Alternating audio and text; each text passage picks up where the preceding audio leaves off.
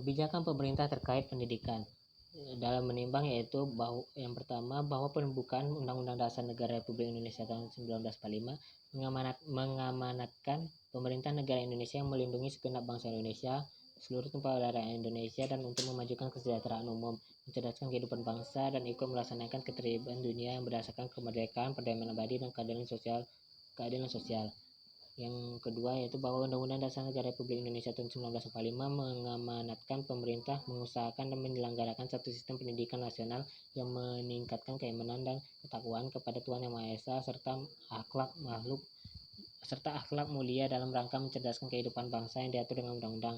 Yang ketiga, bahwa sistem pendidikan nasional harus mampu menjamin pemerataan kesempatan pendidikan, peningkatan mutu serta relevansi dan efisiensi manajemen pendidikan untuk menghadapi tantangan sesuai dengan tuntutan perubahan kehidupan lokal, nasional, dan global, sehingga diperlukan pembaharuan pendidikan secara terencana, terarah, dan berkesinambungan.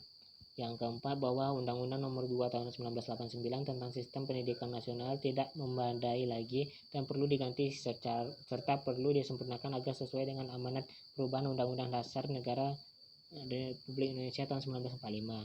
Bahwa yang kelima, bahwa berdasarkan pertimbangan sebagaimana dimaksud pada huruf A, B, C, dan D, perlu membentuk undang-undang tentang sistem pendidikan nasional.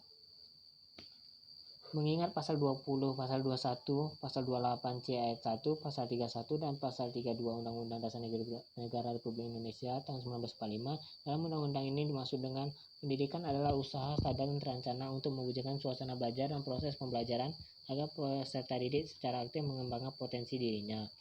Yang kedua, pendidikan nasional adalah pendidikan yang berdasarkan Pancasila dan Undang-Undang Dasar Negara Republik Indonesia tahun 1945 yang berakar pada nilai-nilai agama, kebudayaan nasional Indonesia, dan tanggap terhadap tuntutan perubahan zaman. Yang ketiga, sistem pendidikan nasional adalah keseluruhan komponen pendidikan yang saling terkait secara terpadu untuk mencapai tujuan pendidikan nasional.